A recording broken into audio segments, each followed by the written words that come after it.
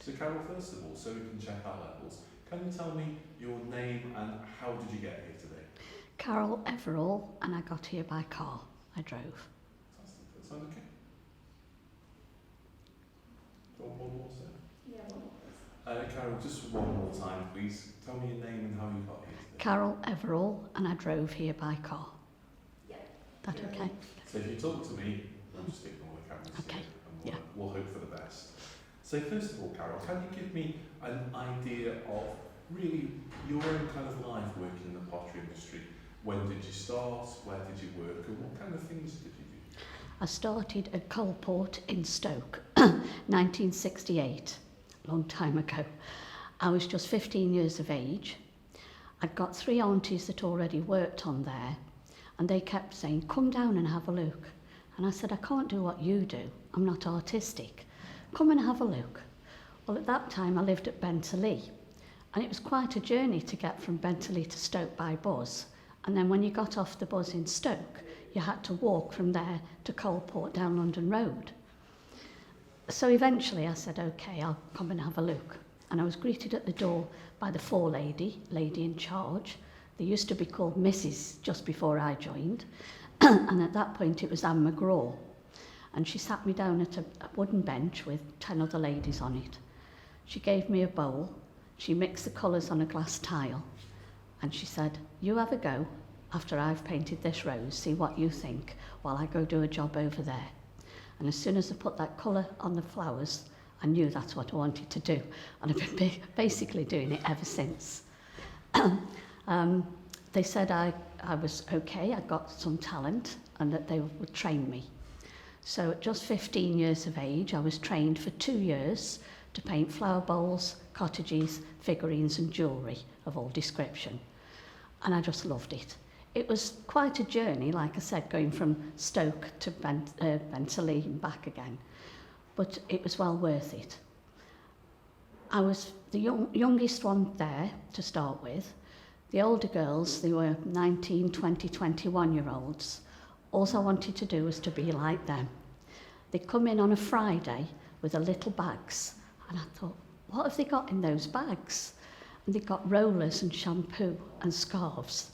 And Friday dinner time, they'd go to the toilets and in the sinks wash each other's hair, put the rollers in, and sit singing away in the afternoon with the scarves on, ready to go out on the tiles the Friday night. But everybody was so friendly. Everybody looked after each other. Then Coalport was taken over by Wedgwoods, because at that point when I first joined, it was just a little family business, basically. Then it was taken over by Wedgwoods in the early 70s, and they wanted to expand. So there wasn't room in the decorating shop where we were, in the old factory in Stoke. So they got a flat roof, and they built a decorating shop on top of the flat roof. So it was all glass windows down one side, glass roof as well.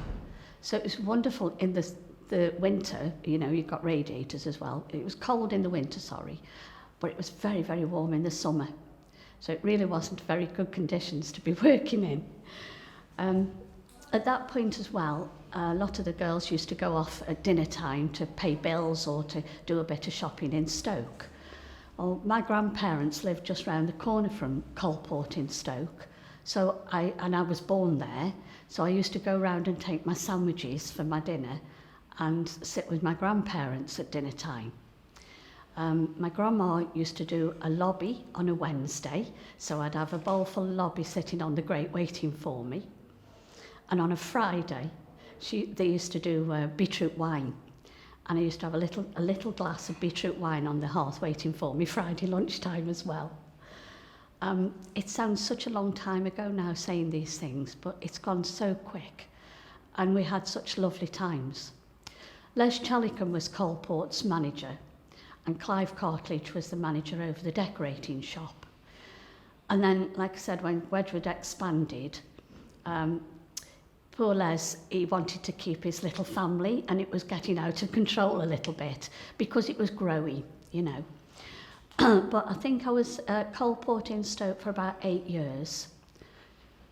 And then they moved to Precision Basement in Fenton because they needed to expand a bit further. So we all had the opportunity to move to Fenton.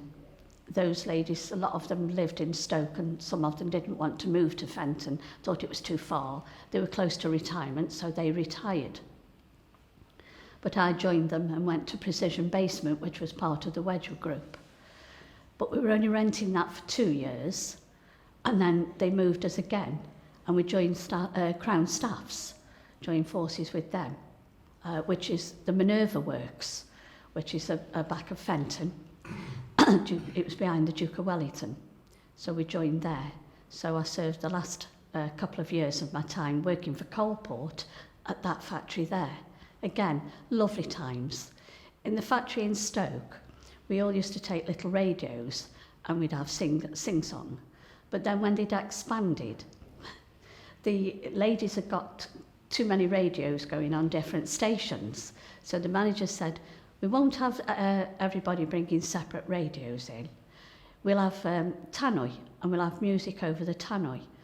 Couple hours in the morning, couple in the afternoon. So we used to sing along to that instead. But a lot of the ladies asked me if I'd lived before because I used to know a lot of the wartime songs that they all sung, you know, when I first started at 15, 16. But my mum used to sing them to me when I was a little girl. I was very close to my granddad as well, and he served through the First World War. He had a small dose of mustard gas poisoning. He got shot in the arm so he couldn't straighten his arm out properly, but survived and went on to work in the bottle ovens for the rest of his life. And he was one of the fortunate ones, if you like. He lived to the age of 79, even though he was doing those, you know, jobs in the industry which was considered unbearable, really. So then at 1982, I left to have a family. I was out of the industry for 11 years, just bringing up 2 boys. In that time, I did 11 and a half years school dinners. 11 and a half years. In that time, I did 3.5 years school dinners. I did 7.5 years voluntary work in my local schools when my 2 sons were going through the schools. And I was trying to get my hand back into painting as well. So I was doing a bit of homework painting in my garden shed at home. My husband got made redundant, so I had to try and get back to my painting.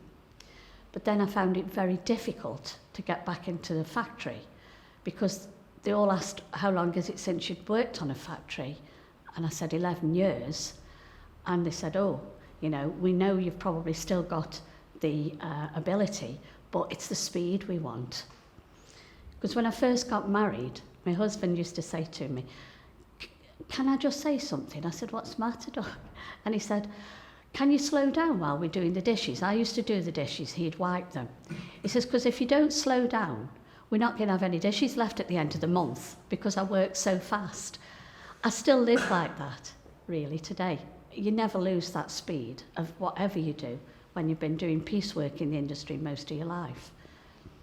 So I managed to get some homework. I did, 6 weeks for a Mr. Singh in Tunstall, under glazed cottage teapots. He was a nightmare to work for. And I'm pretty fair. And I said to Mr. Singh, I said, can I have some more brushes, please, Mr. Singh? He said, you work a bit harder, you'll be able to afford more brushes. Under glazed cottage teapots tear your brushes to pieces. So, you know, you need more brushes. So I did that for 7 weeks, and then I said, no, I can't do this. So I just carried on with the school dinners for a bit. But I really missed the family environment of the pottery industry. This is what people don't understand that have never worked in pot banks. Everybody looks out for each other, and you're like a little family. And that was something I was really missing. And then I managed to get some more homework for a family called Crown English, which used to do little character brooches for Harrods. So I was doing them at home. But at the time, I was learning to drive. I was looking after my mother-in-law that was poorly with breast cancer, trying to get homework done again, still doing the school dinners, and it was getting a bit much, so something had to go. So I dropped the driving and I dropped the homework and just did the school dinners. I enjoyed working with the children, but I did miss the painting. And then I managed to get one or two other things out of the way. So then I went back into the industry and got some more homework for a company called Royal Stratford, John Inks. I did 3 years painting at home for John. He was very fair as well. There was some work that was quite bad, because you're still piecework when you're working from home. And there was some work that was still quite badly priced. So I just asked John if I could have a word one day. And I said, those little swans are quite hard work, John, and not very good pay, you know. And he smiled and he said, aren't they? I said, no. He said, so how much more do you think then? I said, well, they want at least 15 pence more each. So he said, okay. So, you know, as long as you were fair with them, they were fair with you. One day I walked into John's factory to take some work back in. And this booming voice behind me said, good God, Carol, what are you doing here? And it was Les Challicum from the old coal port. He was still in the business, but he was doing figurines. And he was after a figurine paintress. So he asked the boss of Royal Stratford, John Inks, if he could have Carol to do so. And he said, no, certainly not. You're not taking Carol. She's one of my good workers. You'd find your own, you know. So once you're known in the industry, one or two people would favour your work, especially, you know. So I did 3 years for John Inks in my garden shed doing homework, and then went on to the factory floor doing 10 till 2 for John, part-time. At that point, though, we joined forces with another company down Shelton, John Blewer, and House of Ashley. And he doubled the workforce within 18 months. But 18 months down the line, he made a third of the workforce redundant, myself included. So I thought, well, it's no good knocking on pot bank doors anymore. They're just not there anymore like they used to be, you know. So I went back and did it properly this time, and I did 2.5 years classroom assisting courses with 3 little basic computer courses, because I felt I was out the league when 5-year-old little children were asking you to put this on the computer, and I couldn't do it. So I did the computer courses. I did the classroom assistant course at level 2, wanted to do level 3, but then couldn't get a paid place in a local school. I needed local work to still fit in with the family. Got 10 weeks paid place at a school at Trent Vale. And then one morning, when my husband came off his night shift, he said, I think I've got a job for you, Doc. And I looked in the Sentinel, and it was Gladstone Pottery Museum. And I said, I've never worked in a museum. And Dave said, well, you've always wanted to demonstrate your work. Go and have a look. And as soon as I walked through those doors, I was hooked. It was brilliant. So now I bring everything that I've learned together in the pottery industry with everything I've learned with schools, because I do demonstrating decorating pottery to the public, showing all the different skills that I've learnt all through the years of working in the industry. Plus, we do Clarice Cliff Art Deco workshops with school children on an educational basis. So I've got the best of both worlds. But everything I've learned has been life experiences through the pottery industry, learning off the other ladies how to cope in life generally. And I think today that's what a lot of youngsters seem to be missing. They don't seem to listen to the older generation and learn from them. I'm not saying all of them, but some of them don't. So I think that is what's given me a lifelong experience of how to cope with things that life dishes out to you these days too. But I've thoroughly enjoyed my time in the pottery industry and still am. That was a wonderfully comprehensive answer. Was that okay? You have to stop me if you don't want me to carry on, because I don't know when to shut up and I'm nervous. I started crying when we were with your granddad singing. Oh, don't. That was a really nice response, thank you. I was expecting just that I worked for 15 years and we did this, but that was so interesting to hear about your life and Thank how you. much you've achieved. That was so interesting. Thank you for sharing that. There's some really nice bits I can pick out of there. Because obviously we can't just make a film exactly just about yourself. Of course not, of course not. No, I don't want you to do that either. A few more questions. Let me just ask you, Carol, would you mind just being able to point your body a little bit more towards the camera, and if you point your face at me, because the light is Like just that way. a little bit off on your face. Did you notice that? I'm just trying. Yeah, I don't want to be looking ill, like I did on the last one. No, you weren't looking. I think the last one. Did you film it in The big spode room, yeah. It was quite kind of washed out. It looked very cold, and I looked ill, Yeah, you know. So It was cold in there. it was cold, yes. We'll be able to show you the shot, which That's okay, no, it's you fine. look used to it, don't worry. And it's a lot warmer in here. Yes, That's why it is. We chose to film here and not in there. It's a lot better. So I think what was interesting there, Carol, there's a few points I'd like to pick out. You made a few references to kind of like, almost like the women you worked with looking out for each other, which Oh, I thought yes. was, and it's like a family kind of thing.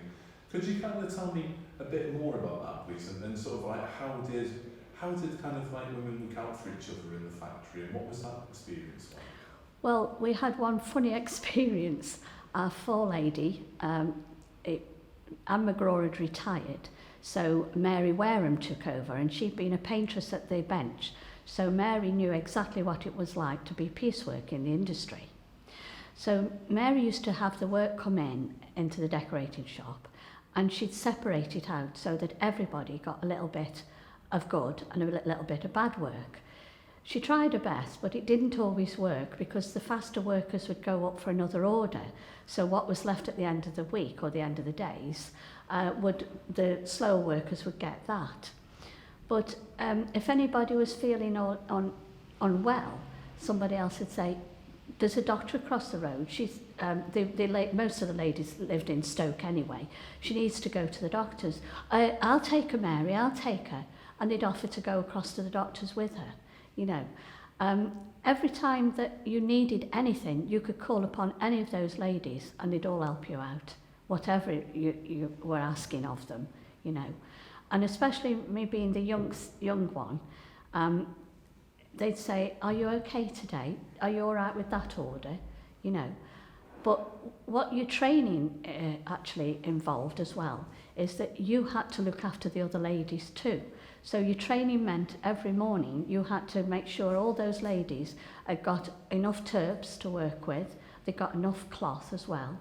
We used to have to go to the canteen and get breakfast orders for everybody. And twice a week, the youngsters had to go to the chip shop to get chips for everybody. Now, at that time, I was very shy, believe it or not, very quiet. I hadn't got much confidence. So to get 34 ladies' chip order right was a nightmare. Myself, and there was another young girl that had joined us, also lived in Stoke, Val. We used to go every Wednesday and Friday. We never got the orders right. In fact, one time we were running down Spode Street late as usual with this order of chips that they used to wrap in newspaper and brown bags. And they put fritters in the brown bag, and the brown bag split and the fritters went rolling down the road. But they all said, doesn't matter, it's quite all right, we'll share each other's chips. So everybody gave each other a few chips, so nobody went short of anything, you know. But it was just the camaraderie that everybody had and the happy times and telling each other stories and things. And you just don't get that today with people, you know. People seem to have lost each other somehow today. And that would never have happened in those days, you know. Was it quite despite, you know, being in the manufacturing industry, was it quite a jovial, happy kind of workplace? Very much so. We all had a laugh. You can't sit just painting and not have a laugh. And that was something they noticed at Gladstone when I got the job there. They said it was a foregone conclusion when you were in the interview. You got the job because you could talk and work at the same time. And I said, well, that's what we've had to do in the industry. You know, you can't just sit there painting, it would drive you mad. But you can't just sit there talking neither, else you wouldn't get no wages. So the talking and working at the same time came natural. And we did have a laugh. They did try and stop us doing that at one firm I worked for by putting shelves on top of the benches. So we put our tiles with colours and pots of colour on there. And myself being small, I either had to talk to the lady opposite by going down here like this while I was painting, or sitting like this while I was painting. So I stopped looking at them and just talked and while I was working, looking down, or laughed, you know. But we told each other some great times of stories. Another time we had a really funny story. Mary was sent to the office, and we were all working away, and we got one lady named Diane. She was lovely, but she was kind of the spokeswoman for the shop. If anything needed to be said, Diane would say it. And Mary come back, and she's looking in all the cupboards, and she's looking under the benches. And Diane said, "Mary, what you looking for?" "Nothing, girls, carry on working, everything's all right." Diane said again, "Mary, no, you're definitely looking for something." "No, I'm just looking under the benches, girls, carry on working, we're all right." So Diane says, "Mary, I'm not asking you again, what you're looking for?" "Oh, it's all right, we've had a bomb scare, but everything's all right, girls." So with that, they all said, "Okay, come on." We got our coats, bags, and out we went until she'd sorted the decorating shop out. But we all had such a laugh standing outside, thinking that Mary was quite prepared to let us all sit there, even though there was a bomb scare, you know. Did you, I mean, it sounds like a fantastic place to work, but did you at any point feel that there was a different attitude towards men and women at work? Did you ever feel kind of singled out or discriminated against at all for being a woman? Not particularly, because when I joined, it was mainly women orientated anyway. We got the printer, Ken. He was a lovely chap. He was a bit more like a father figure to a lot of the young girls, you know. He was lovely. In fact, when we had our disability extension done at home, they recommended this decorator, and it turned out to be Ken's son that came. And of course then we had chat about his dad and being the printer at Coalport and the great times that we'd all had there. There wasn't many men. I mean, men used to do the flowers painting and the flower making originally until the First World War broke out, and then the men were called off to war. And then the Industrial Revolution had started, and somebody had this wonderful idea of bringing children out of the workhouse to put them in places like the pot banks, and also let the women come into work. They'd never really been allowed before. So that's when women started to make and paint the flowers. Then when the men came back from war, the men noticed that women were doing the flowers and said, well, okay, let them carry on because they are a bit sissy. So it became mainly women in that kind of industry. We didn't have men labourers at the beginning neither. We used to carry our own work to the bottom of the decorating shop to be checked over by the lady who was checking each piece we did. But no, I didn't have any trouble with men in the industry, and we weren't singled out because, like I said, most of us were women anyway. We did have a male labourer come eventually, and he did take a bit of a shine to me, and I was courting at the time. Don't say that no more, do you? Courting. And I told Dave about this chap, and but I took him to one side and I said, look, I don't really like the remarks that you're making, especially in front of the other ladies. It's embarrassing me a bit, so would you mind not doing it? And he said, oh, I'm really sorry, Carol, I didn't mean to embarrass you. And he didn't say anything like that again. But I'd never actually had any trouble with men in the industry, and never found any difference with pricing or anything like that either. Because like I say, it was mainly women. Fantastic. That kind of bears out a few people have kind of said to us that they felt it was almost like women ran the pot banks, as it were. They did. Do you, I mean, how do you feel about that statement? Well, actually, you're saying about women feeling, you know, that they were being wronged. I think it was the other way around, really. A lot of the men on some of the pot banks wouldn't dare go into the decorating departments or the clay end where women were working because they felt intimidated, you know, because women had wolf whistled them and talk to them a bit rude, some of them, you know.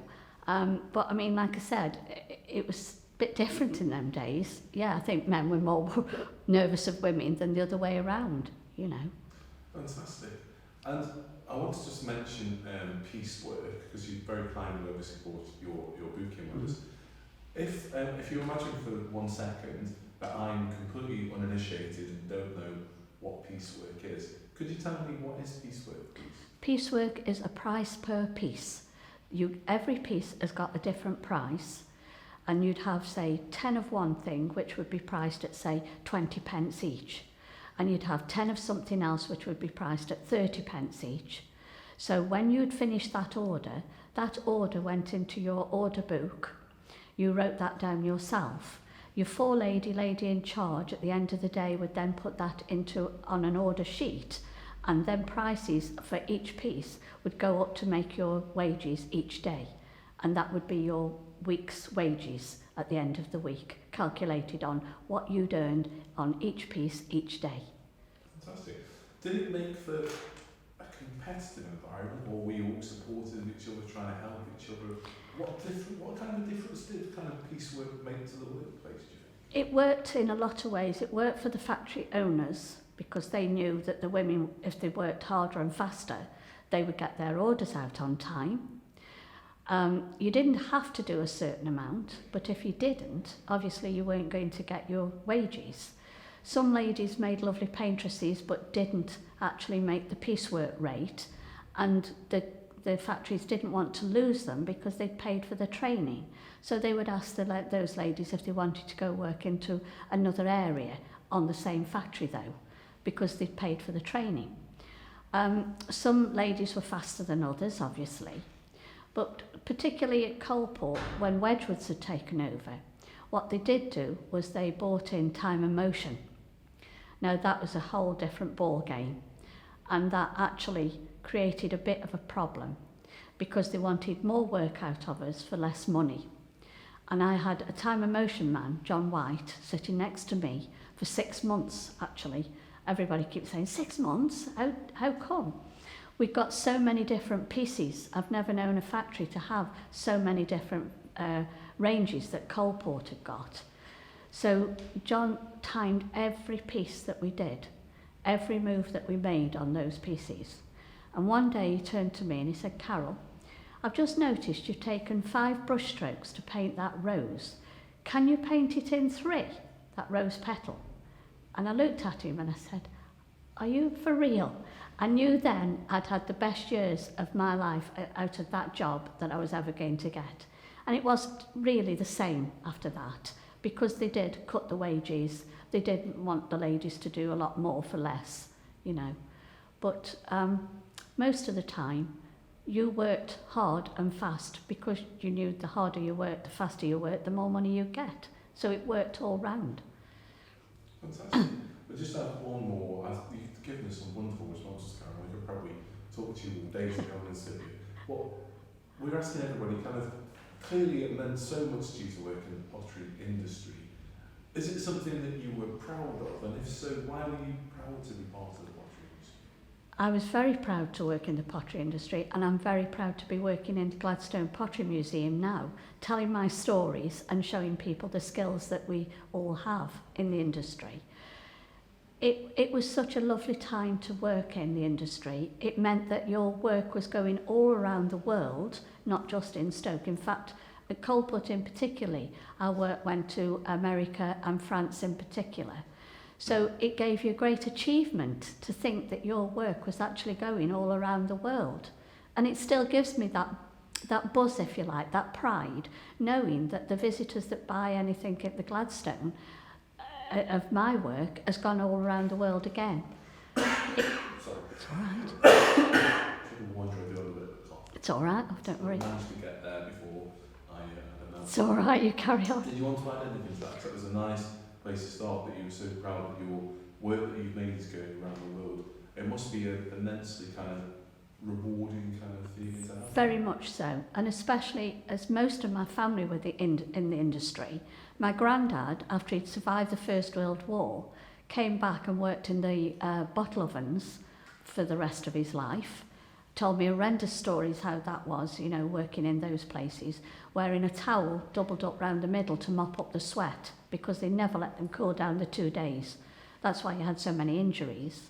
My mum was a paintress for Spode and went to Burslem School of Art because that's how they used to teach them in them days.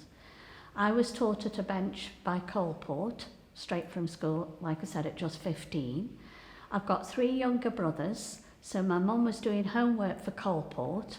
A bit later on in her life, she did 6.5 years slide-on lithography for Thames Pod Bank. My youngest brother was what I call a modern-day killman, firing the gas and electric kilns, also at Thames Pod Bank, and I had 3 sister-in-laws, all in the industry. Now, none of them are left. They haven't all died, they're just not in the industry, and I'm working in a museum, so that tells you all, really.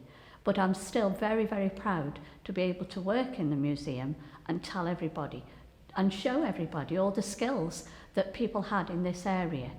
You know, it was a very creative area, and it still is, and it's becoming better as time goes on. We are having a revival, which is fantastic.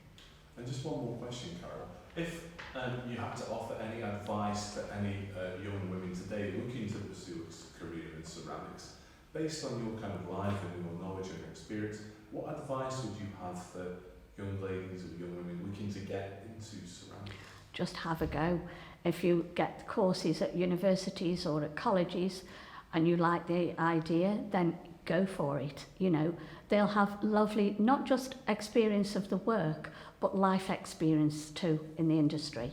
And it's still thriving again, like I said, so there's great opportunities coming for girls, women and young boys and men as well in the industry. So I think it would be great for everybody to, you know, those that are interested in ceramics or art in all sorts of areas to give it a go. Fantastic. Well, that was brilliant, thank you, Is Carol. that okay?